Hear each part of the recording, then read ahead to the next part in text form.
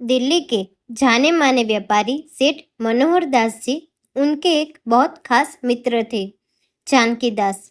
अपने व्यापार की हर सलाह वे जानकी दास से लेते थे। जानकी दास को व्यापार की गहरी समझ थी।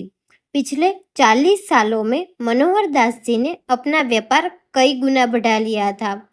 उनकी बड़ी सी फैक्ट्री में हजारों मजदूर काम करते थे।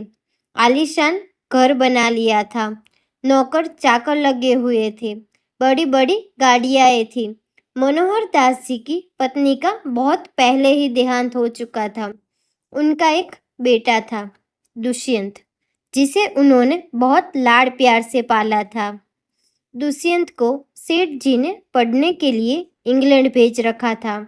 एक दिन अचानक सेठ जी की तबीयत बहुत खराब हो गई। सेठ मनोहर दास जी ने अपने दोस्त को बुलावा भेजा। जानकी दास तुरंत अस्पताल पहुंच गए। मनोहर दास, मित्र, लगता है मेरा अंतिम समय पास आ रहा है। मेरे जाने के बाद मेरे बेटे का ध्यान रखना। जानकी दास, ऐसा क्यों बोल रहे हो? तुम ठीक हो जाओगे। यहाँ इलाज नहीं हो पाया तो हम विदेश चलेंगे। मनोहर दास, बस मेरा एक काम कर दो। किसी तरह मेरे बेटे को बुला दो। मैं उसे एक बार देखना चाहता हूँ। जानकी दास ने बिना देर किए दुष्यंत के आने का इंतजाम कर दिया। अगले दिन दोपहर तक दुष्यंत अपने पिता के पास पहुंच गया। उसे देखकर मनोहर दास जी ने चैन की सांस ली। मनोहर दास, बेटा, मैं तुमसे कुछ कहना चाहता हूँ। मेरे जाने के बाद सारा व्यापार तुम्हें ही संभालना है। एक बात याद रखना, जब भी किसी ऐसी मुसीबत में फंस जाओ जिसमें से निकलना तुम्हारे वश में न हो, तो मेरे मित्र जानकी दास को याद करना। वे तुम्हें हर मुसीबत से निकाल लेंगे। दुष्यंत, पापा, आप ठीक हो जाएंगे। आपके सिवा मेरा कौन है? मनोहर दास, बेटा, मेरी 3 बातें याद रखना, जीवन में बहुत काम आएंगी। पहली बात, कभी किसी गरीब पर तरस मत खाना। दूसरी बात, कभी किसी अमीर से दोस्ती मत करना। तीसरी बात, अंधेरे में घर से बाहर मत निकलना।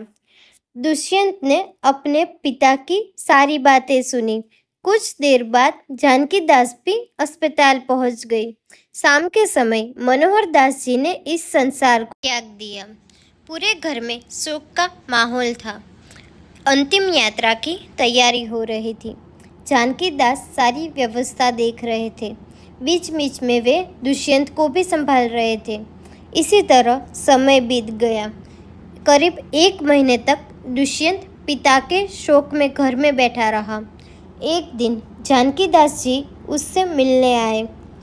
जानकी दास, बेटा, अब तुम्हें तुम्हारे पापा का बिजनेस संभाल लेना चाहिए। उनकी भी यही इच्छा थी। दुष्यंत ने उनकी बात मान ली और अगले दिन से ऑफिस जाना शुरू कर दिया। कुछ दिन तक जानकी दास जी उसके साथ जाते, उसे बिजनेस की सारी बातें सिखाते थे। कुछ दिन बाद दुष्यंत सब समझ गया तो जानकी दास जी ने आना बंद कर दिया। एक दिन दुष्यंत बैठकर सोच रहा था, तभी उसे अपने पिता की तीनों बात याद आ गई। इसी बीच दिवाली आने वाली थी। मजदूरों को बोनस दिया जाना था। मैनेजर फाइल लेकर दुष्यंत के पास पहुंचा। मैनेजर, सर, ये मजदूरों के बोनस की फाइल है। उन्हें हम 1 महीने का बोनस देते हैं। दुष्यंत को याद आया, पापा ने कहा था गरीबों पर तरस मत खाना। दुष्यंत, नहीं, किसी को बोनस नहीं मिलेगा। ये काम करते हैं तो हम उन्हें सैलरी तो देते हैं। बोनस न मिलने से मजदूर भड़क जाते हैं। अब वे बहुत काम नहीं करते थे। सब इधर उधर समय बर्बाद कर अपने घर चले जाते थे। इससे काम में घाटा होने लगा।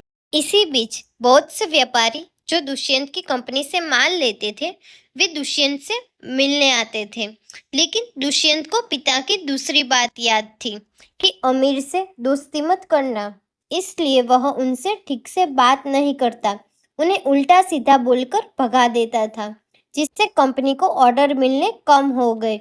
इसके साथ ही दुष्यंत को रात को कहीं जाना होता तो तो वो अपने साथ 2-3 लड़कों को साथ लेकर चलता था, जो बड़े से जनरेटर के साथ रथ सजाकर पूरी रोशनी लेकर चलते थे। इससे शहर में जाम लग जाता था। घंटों जाम में फंसे रहने से दुष्यंत परेशान हो गया। उसका व्यापार धीरे धीरे घाटे में बदलने लगा। दुष्यंत को कुछ समझ नहीं आ रहा था। एक दिन उसने जानकी दास जी को बुलवाया। दुष्यंत, चाचा जी, मैंने पिताजी की तीनों बातों को व्यापार में उतारा, लेकिन मुझे घाटा ही हो रहा है। जानकी दास जी के पूछने पर दुष्यंत ने सारी बात बता दी। जानकी दास, बेटा, तुमने अपने पिता की बातों का गलत मतलब निकाल लिया। चलो मेरे साथ। वे उसे एक रास्ते पर ले जाते हैं। वहाँ कुछ गरीब बैठे थे। पास ही में एक आदमी समोसे कचौड़ी बेच रहा था। जानकी दास, बेटा, तुम्हारे पापा ने कहा गरीबों पर कभी तरस मत खाओ। इसका मतलब यह है, अगर आज तुम जाकर इन गरीबों में ये समोसे खरीद कर बांट दो, तो इन्हें बिना मेहनत खाने की आदत पड़ जाएगी। कल जब तुम्हारी गाड़ी यहाँ से गुजरेगी, तो ये इंतज़ार करेगी कि अब समोसे मिलेंगे। इससे अच्छा है हमें इन्हें काम सिखाना चाहिए, जिससे ये मेहनत करके खा सके, न कि इन पर तरस खाकर इन्हें भीख देनी चाहिए। दुष्यंत, ओहो, पापा ने इतनी गहरी बात कही थी, मैं समझ न सका। अगले दिन दुष्यंत जानकी दास जी के साथ फैक्ट्री गया। वहां जाकर उसने सभी मजदूरों से माफ़ी मांगी और उन्हें 2 महीने का बोनस दिया, जिससे सभी मजदूर खुश होकर मेहनत से काम करने लगे। उसके बाद वे ऑफिस में आकर बैठे। जानकी दास, बेटा, तुम्हारे पिता ने कहा कभी किसी अमीर से दोस्ती मत करना। इसका मतलब था कि व्यापार सबसे करो, लेकिन दोस्ती मत करो, क्योंकि अगर इनसे दोस्ती करोगे तो ये तुम्हारे सारे राज निकलवा लेंगे। कहाँ से कच्चा माल लाते हो, कितने का बनता है, कैसे बेचते हो, और साथ ही ये तुम्हें बुरी आदतों जैसे शराब आदि की लत लगा दे, इसलिए इनसे बचने को कहा। दुष्यंत, लेकिन मैंने तो सबको भगा दिया। जानकी दास, तुम चिंता मत करो, सब मुझे अच्छे से जानते हैं। मैं कह दूंगा कि पिता के जाने के कारण बच्चा दुखी था। कुछ दिन हम थोड़ा सस्ता करके माल बेचेंगे, सब आ जाएंगे। दुष्यंत, चाचा जी, आपने मुझे बचा लिया। अब तीसरी बात भी बता दो। मैं शाम कहीं भी जाता हूँ, फंस जाता हूँ। जानकी दास, तुम्हारे पिता ने कहा था अंधेरे में घर से मत निकलना। इसका मतलब था शाम को तुम अब ऑफिस से घर जाओ तो अपने घर वालों के साथ समय बिताओ, घर का खाना खाओ, जिससे तुम्हारी सेहत सही रहे। तुम्हारे पास बहुत पैसे हैं, रात को गुंडे बदमाश तुम पर हमला कर सकते हैं। दुष्यंत को अब अपने पिता की बातों की गहराई समझ में आ गई। वह उनके बताए हुए रास्ते पर चलने लगा। कुछ ही समय में उसका व्यापार पहले से भी अच्छा चलने लगा। इधर जानकी दास जी ने एक अच्छी सी लड़की देखकर दुष्यंत का विवाह करा दिया।